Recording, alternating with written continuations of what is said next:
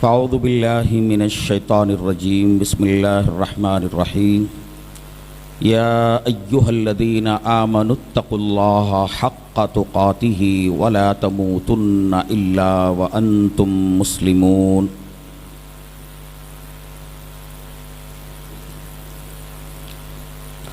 وقال سبحانہ وتعالی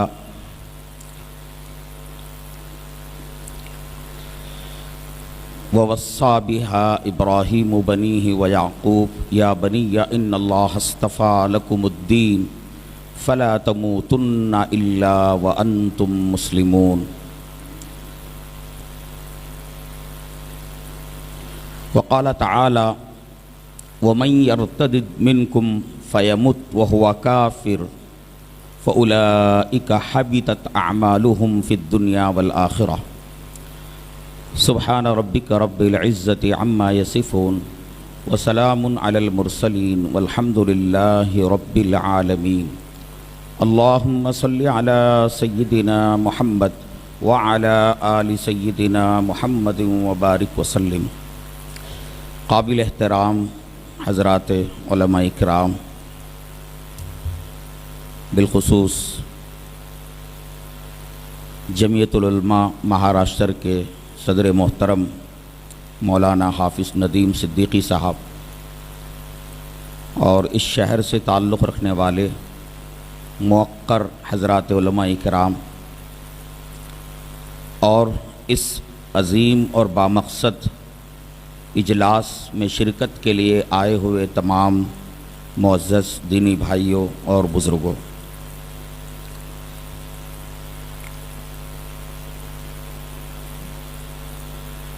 اجلاس کا جو عنوان ہے وہ انتہائی اہمیت کا حامل ہے، اور آج کے حالات میں یہ ایک ایسا موضوع ہے جس پر سر جوڑ کر بیٹھنے کی ضرورت ہے، اور اس کے سلسلے میں معاشرے کے اندر بیداری پیدا کرنے کی نہایت شدید ضرورت ہے۔ معزز بھائیوں بزرگوں، ہم مسلمانوں کے پاس نہ ساز و سامان ہے، نہ قوت اور طاقت ہے، اور نہ ہی مال و دولت کی فراوانی ہے۔ ہم مسلمانوں کے پاس جو چیز ہے وہ ہمارے سینوں میں ٹمٹماتا ایمان کا چراغ، بس ایمان ہمارا کل سرمایہ ہے۔ ایمان ہی ہماری دنیا ہے اور ایمان ہی ہماری آخرت ہے۔ ایمان ہی پر ہماری کامیابی کا دار و مدار ہے، اور یہی ایمان قبر میں بھی کام آنے والا ہے، حشر میں بھی کام آنے والا ہے، اور پل صراط پر بھی کام آنے والا ہے۔ جس بندے کے دل میں رائی کے دانے کے برابر بھی ایمان ہوگا، وہ کسی نہ کسی دن جہنم سے نکالا جائے گا اور جنت میں داخل کیا جائے گا۔ اور یہ ایمان میرے معزز بھائیوں بزرگوں اتنی بڑی دولت ہے، اتنی بڑی دولت ہے کہ اگر ہم سے ہمارا سب کچھ چھین لیا جائے اور ہر چیز سے ہمیں محروم کر دیا جائے، لیکن ہمارا ایمان اگر اپنے پاس باقی رہے تو ہم تب بھی ہمارا یہ سودا سستا سودا ہے۔ اور ایمان کی قیمت اتنی زیادہ ہے کہ جب تک اس دنیا کے اندر ایک بھی ایمان والا باقی رہے گا، اللہ تبارک و تعالیٰ کائنات کا پورا نظام چلائیں گے، زمین و آسمان کا پورا نظام چلائیں گے، اور اللہ تبارک و تعالیٰ اس ایک ایمان والے کے صدقے میں کائنات کے سارے جانداروں کو اللہ تبارک و تعالیٰ روزی عطا فرمائیں گے۔ میرے معزز بھائیوں بزرگوں، آج ہمارے دشمنوں کو اور اسلام دشمنوں کو اس بات کا اندازہ ہے اور احساس ہے کہ ہمارے پاس سب سے قیمتی جو متاع ہے وہ متاع ایمان ہے۔ اسلام دشمن اس حقیقت کو اچھی طرح جانتے ہیں کہ اس قوم کے پاس، اس قوم کا جو سب سے بڑا سرمایہ ہے وہ سرمایہ ایمان کا سرمایہ ہے، اور اسلام دشمنوں کو اس کا بھی اندازہ ہے کہ اس قوم کے دل میں جب تک ایمان کا سرمایہ رہے گا تب تک ہم اس قوم کو زیر نگو نہیں کر سکتے، تب تک ہم اس قوم کو اپنے مقاصد کے لیے استعمال نہیں کر سکتے۔ اس لیے میرے معزز بھائیوں بزرگوں، روز اول سے اسلام دشمنوں کی یہ کوشش رہی ہے کہ مسلمانوں سے ان کا ایمان چھین لیا جائے، اور اگر چھیننا ممکن نہ ہو تو کم از کم مسلمانوں کے دلوں میں جو ایمان ہے اس ایمان کو کمزور کر دیا جائے۔ یہ دونوں کوششیں روز اول سے چل رہی ہیں، یا تو مسلمانوں کو ایمان سے بالکلیہ محروم کیا جائے اور اس کے جو طریقے ہو سکتے ہیں ان طریقوں کو اور ان وسائل کو استعمال کیا جائے کہ جس کے بعد مسلمانوں کی نئی نسل، مسلمان بچے اور بچیاں ایمان سے بالکلیہ محروم ہو جائیں، اور اگر یہ ممکن نہ ہو تو کم از کم ایمان والوں کے ایمان کو اتنا کمزور کیا جائے، اتنا کمزور کیا جائے کہ ان کے ایمان میں کوئی طاقت، کوئی قوت باقی نہ رہے اور وہ بالکل کمزور ہو جائے۔ میرے معزز بھائیوں بزرگوں، ہمارے ایمان کو کمزور کرنے کے لیے ایسے جال پھیلا دیے گئے ہیں کہ آسانی کے ساتھ ان جالوں میں ہم پھنس رہے ہیں، ہماری نئی نسل پھنس رہی ہے، ہماری خواتین پھنس رہی ہے، اور ہماری جو ہے بچیاں اس کا شکار ہو رہی ہیں۔ ایمان کو کمزور کرنے کے لیے اسلام دشمنوں نے بے حیائی کا حربہ استعمال کیا ہے۔ مسلمانوں کے ایمان کو اگر کمزور کرنا ہو، ان کو بے حیا بنا دو اور ان کے معاشرے میں فحاشی اور بے حیائی کو عام کر دو، ان کے جوانوں کے اندر سے حیا ختم کر دو، ان کی عورتوں کے اندر سے شرم و حیا ختم کر دو، ان کی عورتوں کو بے پردہ کر دو، عورتوں کے درمیان مردوں اور عورتوں کے اندر اختلاط پیدا کر دو، اور گھر گھر ایسے آلات پہنچا دو کہ ان آلات کے ذریعے وہ 24 گھنٹے ننگے ناچ کا نظارہ کرتے رہیں، 24 گھنٹے بے حیائی کی جو ہے مجلسوں کا نظارہ کرتے رہیں، اور جتنا زیادہ یہ بے حیائی کا نظارہ کریں گے اسی قدر ان کا ایمان کمزور ہوتا چلا جائے گا۔ میرے معزز بھائیوں بزرگوں، آج کا نوجوان اس حقیقت کو سمجھ نہیں پا رہا ہے، وہ یہ سوچ نہیں رہا ہے کہ موبائل پر گھنٹوں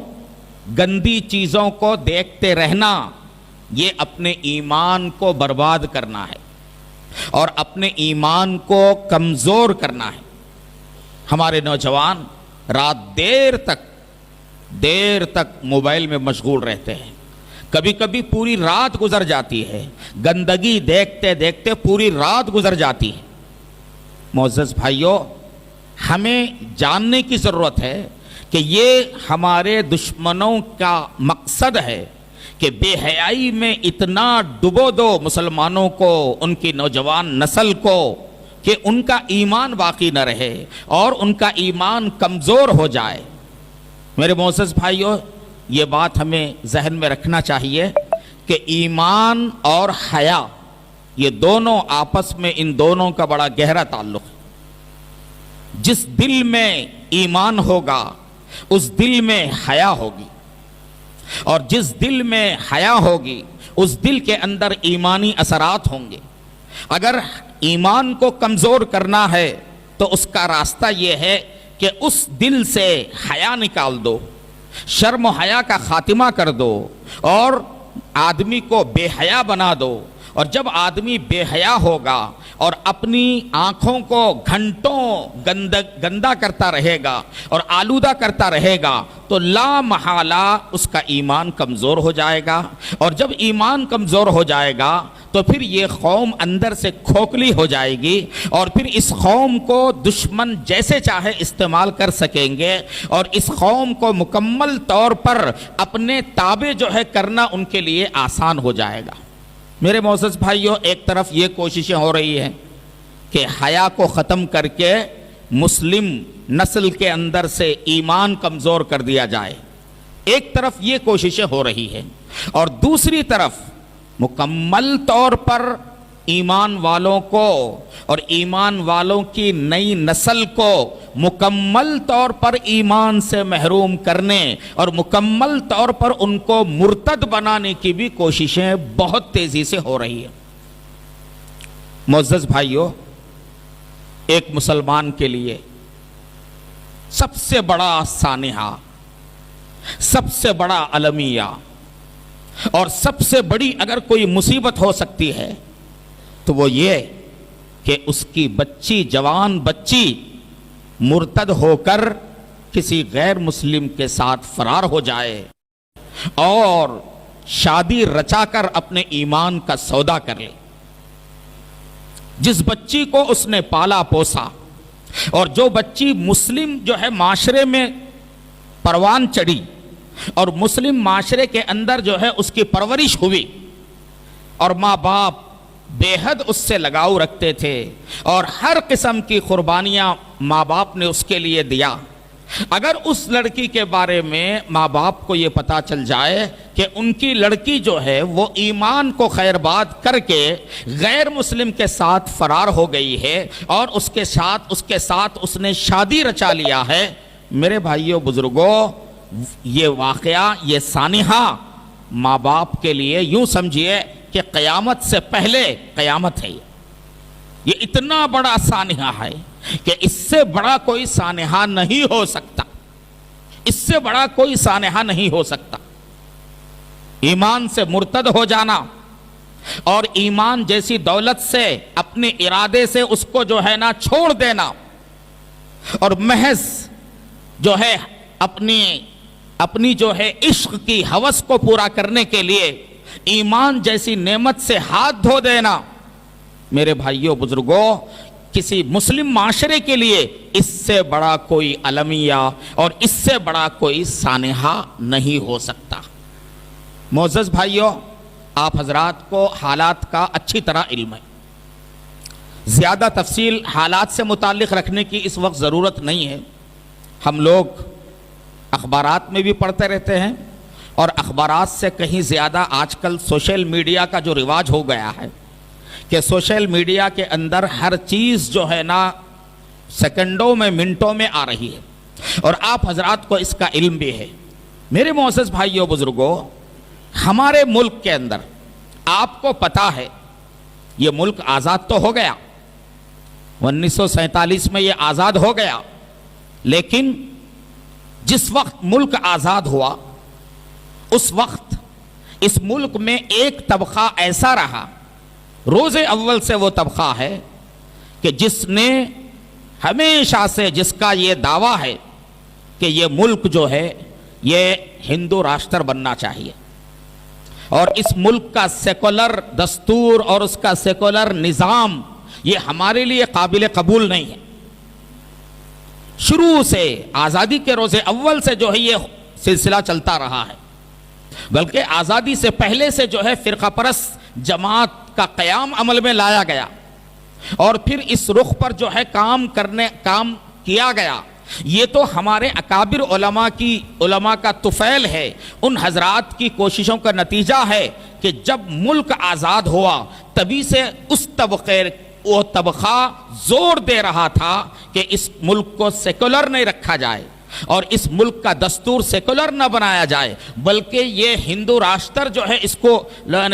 ہندو راشٹر کے طور پر اس کا قیام عمل میں لایا جائے۔ شروع سے وہ مستقل اس کے لیے زور لگا رہے تھے، لیکن ہمارے اس وقت کے جو اکابر علماء ہیں ان حضرات کی کاوشوں کا نتیجہ ہے کہ پورا زور ان علماء نے لگایا اور اس جو ہے مٹھی بھر طبقے کی جو ہے خواہش پوری کرنے میں یہ لوگ رکاوٹ بنے، اور اس طرح سے ہمارا ملک جو ہے ایک سیکولر ملک کی حیثیت سے یہ پروان چڑھا، اور اس کا دستور ایک سیکولر دستور جو ہے دستور کے طور پر متعارف ہوا کہ جہاں ہر مذہب سے تعلق رکھنے والے کے لیے اپنے مذہب پر عمل کرنے اور اپنے مذہب کی جو ہے تبلیغ کرنے کی بھرپور جو ہے اجازت ہے۔ میرے معزز بھائیوں بزرگوں، یہ فرقہ پرستوں کا جو ایک مٹھی بھر طبقہ ہے، یہ طبقہ روز اول سے اس طبقے کی آنکھوں میں اگر کوئی چیز کھٹک رہی تھی تو وہ اسلام اور مسلمان ہے۔ مسلسل اس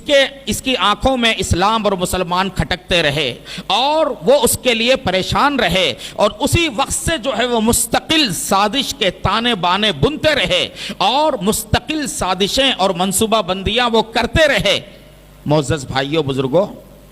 آج ہم دیکھ رہے ہیں کہ اس فرقہ پرست تنظیم کی کوششیں آج بارآور ہو چکی ہیں، اور گزشتہ یوں سمجھیے کہ نصف صدی سے زائد 60-70 سال سے زائد عرصے تک جو وہ کوششیں کرتے رہے،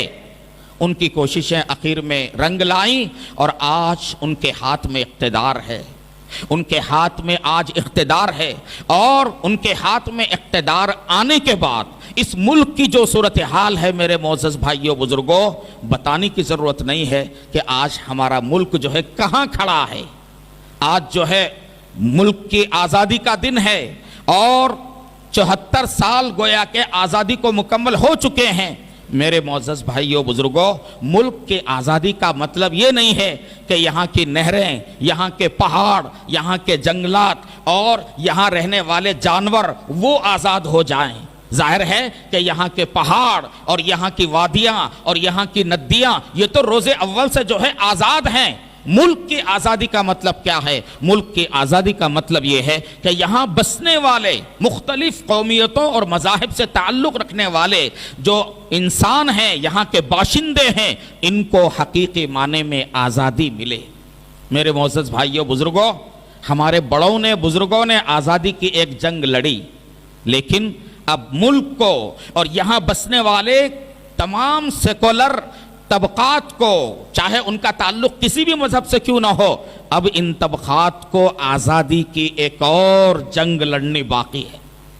آزادی کی ایک اور جنگ لڑنی باقی ہے۔ آج ہمارا ملک دیکھنے کو تو آزاد نظر آتا ہے، مگر ہمارے ملک میں میڈیا آزاد نہیں ہے، ہمارے ملک میں مختلف جو ہے نا قومیتوں سے مذاہب سے تعلق رکھنے والی اقلیتیں آزاد نہیں ہے، آج ہمارا ملک کرپشن سے آزاد نہیں ہے، آج ہمارے ملک کے اندر میرے معزز بھائیوں بزرگوں یہاں کے جتنے اہم شعبے ہیں وہ جکڑے ہوئے ہیں، پابندیوں کے اندر، بیڑیوں کے اندر جکڑے ہوئے ہیں۔ آج کی فرقہ پرست طاقتیں یہ پورے ملک کو تباہی کی طرف لے جا رہی ہیں، اور بالخصوص یہاں کی جو سب سے بڑی اقلیت ہے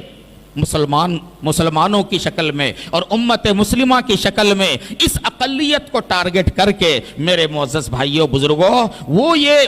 برملا کھلے عام وہ اعلان کر رہے ہیں کہ اس ملک میں بسنے والے جتنے مسلمان ہیں یہ سارے کے سارے پہلے ہندو تھے، اس لیے ان کی گھر واپسی کرنی چاہیے، اور ان کے بیٹوں کو، ان کی بیٹیوں کو جو ہے پھر دوبارہ ہندو مت میں لے جانا چاہیے، ان کو دوبارہ جو ہے مرتد کر دینا چاہیے۔ میرے معزز بھائیوں بزرگوں، ارتداد کا اس وقت جو ارتداد کا سیلاب پورے ملک میں آیا ہے، یہ اتنا بھیانک سیلاب ہے، اتنا تیز رفتار سیلاب ہے۔ پہلے ہوتا یہ تھا کہ سالوں میں ایک کا دکا واقعہ ہوتا تھا کہ مسلمان بچی کسی غیر مسلم کے ساتھ فرار ہو گئی۔ اب صورتحال کیا ہے میرے معزز بھائیوں؟ اگر آپ پورے ملک کا اگر آپ جائزہ لیں گے تو میں سمجھتا ہوں کہ کوئی ہفتہ ایسا نہیں گزرتا ہوگا جہاں کچھ نہ کچھ مسلمان بچیاں مرتد نہ ہو رہی ہوں، جہاں کچھ نہ کچھ مسلمان بچیاں مرتد نہ ہو رہی ہوں۔ اور آپ میں سے جو لوگ سوشل میڈیا پر نظر رکھتے ہیں ان کو اچھی طرح معلوم ہے کہ ابھی حال ہی میں باقاعدہ ایک لسٹ جو ہے نا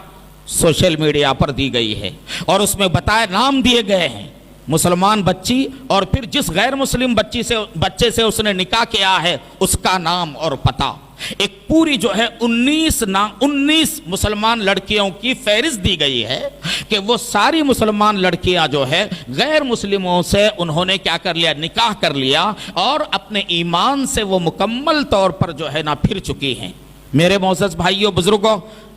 روزانہ اس قسم کے واقعات پیش آ رہے ہیں، ہفتہ واری سطح پر اور ماہانہ سطح پر تو جو ہے نا 10 اور 20 اس قسم کے جو ہے واقعات پیش آ رہے ہیں۔ ان بہت سارے واقعات میں سے کچھ واقعات نمایاں ہو جاتے ہیں، میڈیا میں جو ہے ان کی شہرت ہو جاتی ہے۔ ابھی حال ہی میں جو ہے مدھیہ پردیش کی ایک لڑکی رضوانہ، جس نے اپنے غیر مسلم دوست سے نکاح کیا تھا، اور نکاح کرنے کے بعد جو ہے دونوں زندگی گزار رہے تھے، اس نے جو ہے اپنے غیر مسلم شوہر سے جو ہے نا یعنی کہیں تفریح کرانے کا مطالبہ کیا، تو اس کا غیر مسلم جو ہے شوہر اس نے اس کو جو ہے قتل کر دیا۔ اخبارات میں جو ہے اس کی جو ہے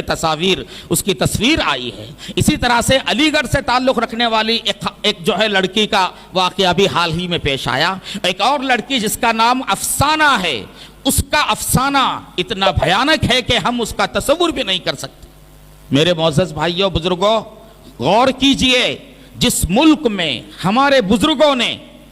بزرگوں نے اس ملک کو جو آزاد کرایا، صرف یہاں رہنے کے لیے اور کھانے پینے کے لیے اور اپنے جان کے تحفظ کے لیے، صرف جو ہے اس کے لیے اس ملک کو آزاد نہیں کرایا تھا۔ ہمارے بزرگوں نے، علماء نے اس ملک کو اس لیے آزاد کرایا تھا کہ یہاں اس ملک کے اندر مسلمان اپنے دین کے ساتھ، اپنے ایمان کے ساتھ، اپنی شریعت کے ساتھ اور اپنے جو ہے اسلامی تشخص کے ساتھ مسلمان یہاں جو ہے زندگی گزار سکیں، مسلمان اپنے دین اور اسلامی تشخص کے ساتھ زندگی گزار سکیں۔ اس مقصد کے لیے ہمارے بڑوں نے قربانیاں دیں اور ہمارے بڑے جو ہے تختہ دار پر لٹک گئے۔ آپ کو معلوم ہے کہ آزادی کے جنگ میں کیا صورتحال پیش آئی۔ علماء نے یہاں تک، مورخین نے لکھا ہے کہ چاندنی چوک سے لے کر، دلی کی چاندنی چوک سے لے کر لاہور تک کوئی درخت ایسا نہیں تھا کہ جس پر کسی نہ کسی جو ہے عالم دین یا مسلمان کی لاش جو ہے لٹکی ہوئی نہ ہو۔ اتنا جو ہے علماء کو شہید کیا گیا، اور عام مسلمانوں کو بھی جو ہے ہزاروں کی تعداد میں جو ہے شہید کیا گیا۔ میرے معزز بھائیوں بزرگوں، ہم اچھی طرح اس کو یاد رکھنا چاہیے۔ عام تصور یہ ہے کہ ملک کی آزادی کی جنگ کا آغاز 1857 سے ہوا، لوگ عام طور پر یہی سمجھتے ہیں۔ بات ایسی نہیں ہے۔ 1857 سے جو ہے نا یہ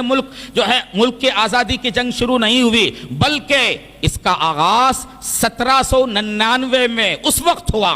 جب ٹیپو سلطان شہید انگریزوں کے ساتھ لڑتے لڑتے جب شہید ہو گئے، تو وہیں سے جو ہے اس کا آغاز ہو گیا، میرے معزز بھائیوں بزرگوں۔ پھر آگے بڑھ کر جب جو ہے نا ٹیپو سلطان کی شہادت ہوئی، انگریز نے اعلان کروا دیا کہ خلق خدا کی، ملک بادشاہ کا، لیکن آج سے حکم ہمارا ہوگا اور اختیار اور سلطنت جو ہے وہ ہماری ہوگی۔ جب یہ اعلان ہوا تو حضرت شاہ عبدالعزیز رحمت اللہ علیہ نے فتویٰ صادر کر دیا اور کہا، یہ اعلان کیا کہ آج ہمارا ملک غلام ہو چکا ہے اور ملک کے ہر مسلمان پر اپنے ملک کو انگریزوں سے آزاد کرنے کے لیے جہاد کرنا فرض ہے۔ شاہ عبدالعزیز رحمت اللہ علیہ نے جب یہ فتویٰ نکالا اور یہ فتویٰ دیا تو انگریز اقتدار انگریزی اقتدار رکھنے والوں نے ان کو بہت زیادہ تکلیفیں پہنچائیں، ان کی جائیداد خرق کر دی گئی اور ان کے جو ہے ان کو زہر دینے کی کوشش کی گئی اور اسی طرح سے ان کو دلی سے ملک بدر کر دیا گیا، مگر یہ اللہ کے بندے اور یہ سچے مخلص عالم دین انہوں نے سارے خطرات کو مول لیا اور یہ فتویٰ دے کر خاموش نہیں رہے، بلکہ انہوں نے ایک جماعت کو تیار کیا جو ان کے بعد آزادی کی جنگ کو آگے بڑھا سکے۔ چنانچہ حضرت شاہ عبدالعزیز رحمۃ اللہ علیہ کے شاگردوں میں دو شاگرد میرے معزز بھائیوں، حضرت سید احمد شہید بریلوی اور حضرت شاہ اسماعیل شہید، یہ دو ایسے جو ہے شاگرد پیدا ہوئے کہ انہوں نے فتوے کے مطابق آزادی کی جنگ کو آگے بڑھایا اور ملک بھر میں جا کر لوگوں سے بیعت کیا، جہاد پر جو ہے بیعت کیا اور یہ سلسلہ اس طرح سے آگے بڑھتا گیا، یہاں تک کہ بالاکوٹ کے میدان میں انگریزوں سے جنگ ہوئی، جس جنگ کے اندر جو ہے یہ خود بھی شہید ہوئے اور ہزاروں مسلمان شہید ہوئے۔ جب یہ واقعہ پیش آیا تو اس واقعے کے بعد اور ملک کی آزادی کی اس پہلی جنگ کے بعد تب جو ہے نا اور لوگوں میں شعور پیدا ہو گیا۔ اب علماء کرام سارے ملک کے اندر پھیل گئے اور لوگوں کے اندر انگریز سے لڑنے کے لیے انہوں نے کیا کیا، سارے لوگوں کے اندر شعور پیدا کیا اور باقاعدہ لوگوں کو جو ہے اکٹھا کرنے لگے اور ان کو ابھارنے لگے۔ آخر کار 1857 کی جنگ پیش آئی، 1857 کی جنگ پیش آئی جس کے اندر جو ہے نا زبردست شکست ہوئی اور مسلمان بڑی تعداد میں شہید ہوئے۔ اب اس کے بعد مسلمانوں کے ساتھ غیر مسلم بھی جو ہے آزادی کی تحریک میں شامل ہونے لگے۔ میرے معزز بھائیوں بزرگوں، ہم اس ملک میں کرایہ دار نہیں ہیں، ہم اس ملک میں جو ہے دوسرے درجے کے شہری نہیں ہے، یہ ملک شروع سے ہمارا رہا ہے، اس ملک کے اندر ہمارے اسلاف کی قربانیاں رہی ہیں، اس ملک میں مسلم بادشاہوں نے 800 سال جو ہے ان کی حکومت رہی ہے اور انگریزوں نے اس ملک کو مسلمانوں سے چھینا ہے، اس لیے مسلمانوں کو اس کا زیادہ درد تھا اور تکلیف تھی کہ یہ ملک جو ہے ہم سے چھینا گیا۔ تو سب سے زیادہ مسلمانوں نے ملک کی آزادی میں جو ہے حصہ لیا اور ملک کو آزاد کرانے کے لیے مسلمانوں نے جتنا خون بہایا دوسروں نے اتنا پسینہ بھی جو ہے نہیں بہایا۔ میرے معزز بھائیوں بزرگوں، اتنی ساری قربانیاں ہمارے بڑوں نے اس لیے دی تھی کہ آج ہماری نئی نسل کو مرتد کر دیا جائے، ان کے ایمان کو علل اعلان جو ہے ایمان کو چیلنج کیا جائے اور کھلے عام جو ہے کہا جائے کہ اتنے برسوں میں ہم اتنے مسلمانوں کو مرتد کریں گے۔ ابھی جو ہے سوشل میڈیا پر ایک اور رپورٹ آئی ہے، پونم پانڈے نامی ایک صحافی ہیں، ان کی رپورٹ آئی ہے کہ جس میں جو ہے RSS کی جو ذیلی تنظیم ہے ہندو جاگرن منچ، اس نے یہ اعلان کیا کہ آنے والے 6 مہینوں کے اندر ہم 2100 مسلم لڑکیوں کو مرتد بنائیں گے، 2100 مسلم لڑکیوں کو مرتد بنائیں گے۔ میرے معزز بھائیوں بزرگوں، سوچنے کی بات ہے، کھلے عام یہ کام ہو رہا ہے اور پوری منصوبہ بندی کے ساتھ یہ کام ہو رہا ہے۔ باقاعدہ RSS اور اس کی ذیلی تنظیموں کی جانب سے جو ہے نا غیر مسلم نوجوانوں کو اس کے لیے تیار کیا جا رہا ہے اور ان نوجوانوں کو انعام کا اعلان کیا گیا ہے کہ اگر کوئی نوجوان کسی مسلمان لڑکی کو مرتد کر کے اس سے شادی کر لیا تو اسے کئی لاکھ روپے انعام میں دیے جائیں گے اور اس کا مکمل تحفظ کیا جائے گا اور ہر طرح سے جو ہے اس کی حفاظت کی جائے گی۔ میرے معزز بھائیوں بزرگوں، مستقل ذیلی تنظیمیں اس پر کام کر رہی ہیں اور بڑے جو ہے نا منصوبہ بند طریقے سے کام کر رہی ہیں، اور دوسری طرف ہم مسلمانوں کا حال کیا ہے؟ الامان الحفیظ، ہماری قوم اتنی بے حس ہو چکی ہے اور اس قدر ہم پر غفلت طاری ہے کہ ہماری نئی نسل ارتداد کے دہانے پر پہنچ رہی ہے، ہماری بچیاں مرتد ہو کر اپنے ایمان کا سودا کر کے وہ جو ہے نا اپنی زندگی سے بھی وہ ہاتھ دھو رہی ہے۔ مگر ہم کیا کہتے ہیں؟ ہم میں سے ہر آدمی یہ سمجھ رہا ہے کہ بھائی میرے گھر میں تو ایسا واقعہ نہیں ہوا ہے، مجھے پریشان ہونے کی کیا ضرورت ہے، مجھے پریشان ہونے کی کیا ضرورت ہے۔ میرے معزز بھائیوں بزرگوں، آج کا یہ جو اجلاس بلایا گیا ہے، یہ اجلاس صرف ایک اجلاس کے طور پر گفتن برخاستن نہیں ہے، بلکہ یہ اجلاس اس لیے بلایا گیا ہے کہ یہاں کے جتنے ہمارے علماء کرام ہیں، بالخصوص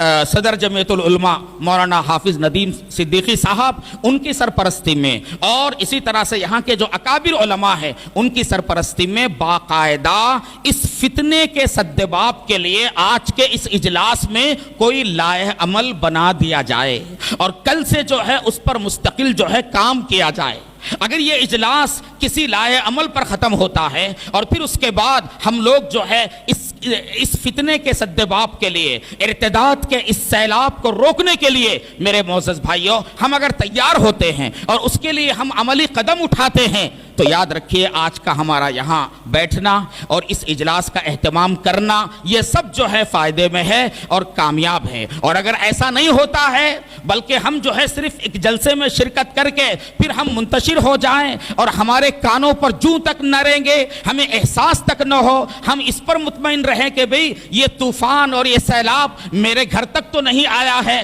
تو میرے معزز بھائیوں ایسے اجلاس کا کوئی فائدہ نہیں ہوگا۔ اس لیے جتنے احباب یہاں آئے ہیں مجھے امید ہے کہ ماشاءاللہ شہر کے یعنی با اثر لوگ بھی اس میں ہوں گے، شہر کے عمائدین بھی ہوں گے اور یہاں بہت سارے عصری تعلیم سے تعلق رکھنے والے اور مختلف عصری شعبوں سے تعلق رکھنے والی شخصیات بھی اس میں ہوں گی۔ تو ہم سب مل کر میرے معزز بھائیوں بزرگوں اس فتنے کے سدباب کے لیے آپ یہ مت دیکھیے کہ آپ کے شہر میں ایسا کوئی واقعہ ہوا ہے یا نہیں ہے، ایک شہر کا معاملہ نہیں ہے اور ایک جو ہے نا دیہات کا معاملہ نہیں ہے، بلکہ یہ تو پورے ملک کا معاملہ ہے اور ملک کی کوئی ریاست ایسی نہیں ہے جہاں ارتداد کا یہ سیلاب آگے نہ بڑھ رہا ہو اور جہاں کھلے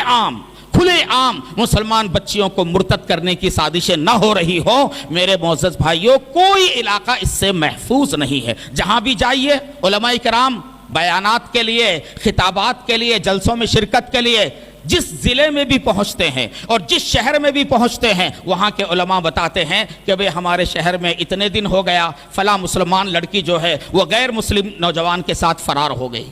اتنی یہ واقعات اتنے پیش آ رہے ہیں میرے بھائیوں بزرگوں، سن کر کان پک گئے اور کبھی تو مایوسی کی کیفیت جو ہے طاری ہو جاتی ہے، مگر ہمیں مایوس نہیں ہونا ہے۔ چیلنج ایک ہمارے سامنے ہے، اس چیلنج کا مقابلہ کرنا ہے، یاد رکھیے کہ اجلاس جو کیا جاتا ہے وہ اصل میں کرنے کے کام کے لیے شعور پیدا کرنے اور فکر دلانے کے لیے اجلاس ہوتا ہے۔ اجلاس کا یہ مطلب نہیں ہے کہ بس اجلاس کر کے ہم خاموش بیٹھ جائیں، اجلاس سب کچھ نہیں ہے۔ اصل کیا ہے، اجلاس کے نتیجے میں ہمارے اندر ایسی فکر پیدا ہو جائے کہ ہم ایک لائحہ عمل بنا لیں اور دوسرے ہی دن اس لائحہ عمل کو جو ہے یعنی عملی شکل دینے کے لیے ہم تدبیریں کرنے لگے۔ میرے معزز بھائیوں بزرگوں مسلمان بچیاں مرتد ہو رہی ہیں، اگر ہم جو ہے سوشل میڈیا پر جو ہے اس کی جو ہے نا اس کا واویلا کریں یا جو ہے اپنے بیانات میں جو ہے اس پر چیخ پکار کریں تو ظاہر بات ہے ارتداد کا یہ طوفان تھمنے والا نہیں ہے۔ ارتداد کا یہ طوفان تب تھمے گا جب ہم عملی قدم اٹھائیں گے۔ میرے معزز بھائیوں بزرگوں ہماری بچیاں جو مرتد ہو رہی ہیں اس میں ایک بنیادی سبب بچیوں کا، ہماری نئی نسل کا دین سے ناواقف ہونا۔ ہم نے کبھی اپنے بچوں کو نہیں بتایا، اپنی جو ہے بچیوں کو نہیں بتایا کہ ایمان کیا ہے، ایمان کی قدر و قیمت کیا ہے، کل قیامت کے دن جو ہے ایمان کے نتیجے میں آدمی کو کیا ملنے والا ہے۔ اللہ تو فرما رہے ہیں کہ اے ایمان والو اللہ سے ڈرو اور مرتے دم تک ایمان کی حفاظت کرو، وَلَا تَمُوتُنَّ إِلَّا وَأَنْتُمْ مُسْلِمُونَ۔ اللہ تعالیٰ کا ہم سے یہ مطالبہ ہے کہ مرتے دم تک ایمان کو بچانا ہے، ہماری نسلوں کے ایمان کو بچانا ہے۔ تو ایسی صورت میں میرے معزز بھائیوں بزرگوں سوچئے کہ آج اکثر مسلم گھرانوں کی جو صورتحال ہے کہ بچیوں کو ہم عام طور پر دینی تعلیم نہیں دیا کرتے، ان کو گھر میں جو ہے دینی ماحول فراہم نہیں کیا جاتا، ان کو بتایا نہیں جاتا کہ ایمان کیا ہے، خدا و رسول کیا ہے اور ایمان کے کیا جو ہے نتائج نکلنے والے ہیں اور ایمان سے محرومی کے نتیجے میں آدمی کس قدر جو ہے نقصان میں مبتلا ہوتا ہے۔ ایک تو بچیوں کے اندر اور والدین کے اندر یہ شعور بیدار کرنے کی ضرورت ہے، اور دوسرے میرے معزز بھائیوں مخلوط نظام تعلیم، آج کل کا جو مخلوط نظام تعلیم ہے جہاں لڑکے اور لڑکیاں ایک ساتھ بیٹھتی ہیں، یہ مخلوط نظام تعلیم جب تک رہے گا اس طرح کے واقعات پیش آتے رہیں گے۔ اگر ہمیں اپنی بچیوں کی ایمان کی اگر فکر ہے تو ہمیں اپنی بچیوں کو مخلوط نظام تعلیم سے بچانا ہوگا، یا ایسا کوئی بندوبست کرنا ہوگا کہ یہ جو اختلاط کی جو صورت پیدا ہوتی ہے اس سے جو ہے ہماری بچیاں محفوظ رہیں۔ میرے معزز بھائیوں، ایک تو مخلوط نظام تعلیم ہے کالجوں میں، یونیورسٹیوں میں، اور دوسرے آج کل موبائل کی شکل میں ایک ایسی چیز ہر ایک کے ہاتھ لگ چکی ہے کہ یہ موبائل کے ذریعے سے آسانی سے جو ہے ربط پیدا ہو جاتا ہے، اور آسانی سے جو ہے یعنی غیر مسلم بچے مسلمان بچیوں سے رابطے میں آ جاتے ہیں، اور اس کے بعد جب معاملہ آگے بڑھتا ہے تو ماں باپ تب جو ہے ان کی آنکھیں کھلتی ہیں جب بہت بڑا حادثہ پیش آتا ہے۔ میرے معزز بھائیوں بزرگوں، مخلوط نظام تعلیم سے بچانے کے لیے مسلمانوں کے ادارے ہونی چاہیے، ہمارے کالجز ہونا چاہیے کہ ہمارے ایسے کالج ہوں کہ جہاں لڑکوں کے لیے الگ اور لڑکیوں کے لیے الگ جو ہے تعلیمی نظام ہو، اور اسی طرح سے ماں باپ کو اپنی بچیوں کی کڑی نگرانی کرنی پڑے گی۔ ایک طرف ان کی تربیت صحیح کرنا ہے، ان کو ایمان سے واقف کرانا ہے، بقدر ضرورت ان کو دینی تعلیم سے آراستہ کرانا ہے، اور دوسری طرف ان کی نگرانی کرنی ہے اور ان کو بالخصوص موبائل وغیرہ کے فتنے سے بچانا ہے۔ تو میرے معزز بھائیوں بزرگوں، کہنے کا مطلب یہ ہے کہ آج ہمارے معاشرے میں دینی تعلیم کی کمی ہے، اور اسی طرح سے بعض علاقوں میں غربت کا معاملہ ہے، اور اسی طرح سے بعض علاقوں میں مخلوط جو ہے نظام تعلیم کا اثر ہے۔ ان ساری چیزوں سے میرے بھائیوں وہ صورتحال پیدا ہو رہی ہے کہ ہمارے یہ جو فرقہ پرست ہیں، مٹھی بھر فرقہ پرست، یہ جو ہے اپنے نوجوانوں کو تیار کر کے باقاعدہ منصوبہ بند طریقے سے ہماری بچیوں کو نشانہ بنا۔ ایک طرف تو لو جہاد کا جو ہے نا پروپیگنڈا کیا جاتا ہے کہ مسلمان لڑکے غیر مسلم لڑکیوں کو محبت میں پھانس رہے ہیں، اور دوسری طرف اس کی آڑ میں یہ حرکت کی جا رہی ہے۔ لو جہاد یہ مسلمانوں کی طرف سے نہیں ہو رہا ہے، یہ تو فرقہ پرست جماعتوں کی طرف سے ہو رہا ہے، اور بڑی منصوبہ بندی کے ساتھ ہو رہا ہے۔ تو اس کے لیے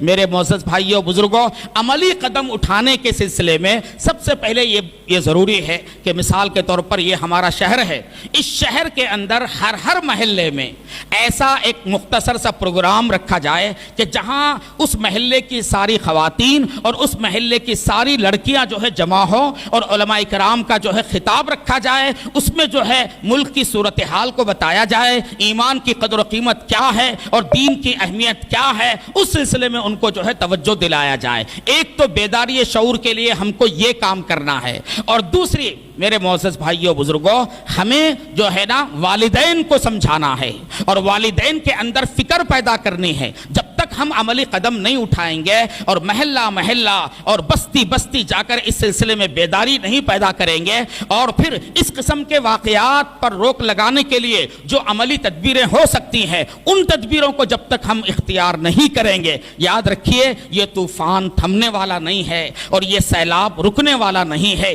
اتنی ساری تنظیمیں ماشاءاللہ ہمارے ملک میں، ایک دو نہیں سینکڑوں تنظیمیں دین کے لیے کام کر رہی ہے، ملت کے لیے کام کر رہی ہے۔ اس ملک کے اندر ہزاروں مدارس ہیں، اور اس ملک کے اندر جو ہے لاکھوں کی تعداد میں علماء کرام ہیں۔ اتنا سب کچھ ہوتے ہوئے اگر ہماری بچیاں ایمان سے مرتد ہوتی ہیں تو یہ ہم سب کے لیے لمحے فکریہ ہے، ہم سب کے لیے لمحے فکریہ ہے۔ میرے بھائیوں، ہم سب کو جو ہے خواب غفلت سے بیدار ہونے کی ضرورت ہے۔ ہر نوجوان کو اس کے اندر غیرت آنا چاہیے کہ میرے ہوتے ہوئے میری مسلمان بہن ایمان کا سودا کرے، یہ نہیں ہو سکتا۔ جیسے نبی پاک صلی اللہ علیہ وسلم کے وصال کے بعد جب ارتداد پھیلنے لگا بعض قبیلوں میں، تو تب حضرت صدیق اکبر نے جنگ کا اعلان کیا اور یہ کہا کہ اَيُنْقَصُ الدِّينُ وَأَنَا حَيٌّ، میرے جیتے جی دین میں کمی آئے یہ نہیں ہو سکتا، میرے جیتے جی دین میں کمی آئے یہ نہیں ہو سکتا۔ ہر مسلمان کے اندر یہ غیرت صدیقی ہونا ہے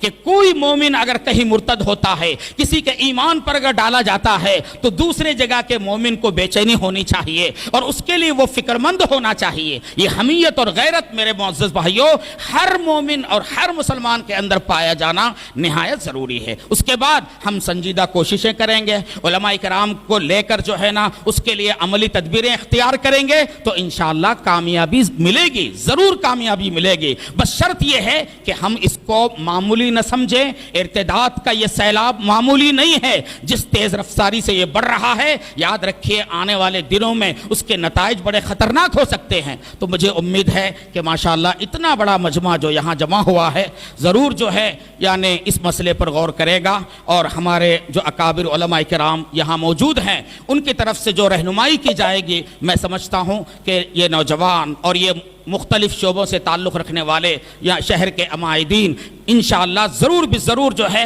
آج کے اس اجلاس میں کوئی لائحہ عمل طے کریں گے، علماء کو لے کر مستقل جو ہے اس سلسلے میں عملی قدم اٹھائیں گے۔ اللہ پاک ہم سب کو علم صحیح اور عمل صحیح کی توفیق عطا فرمائے۔ وآخر دعوانا ان الحمد للہ رب العالمین۔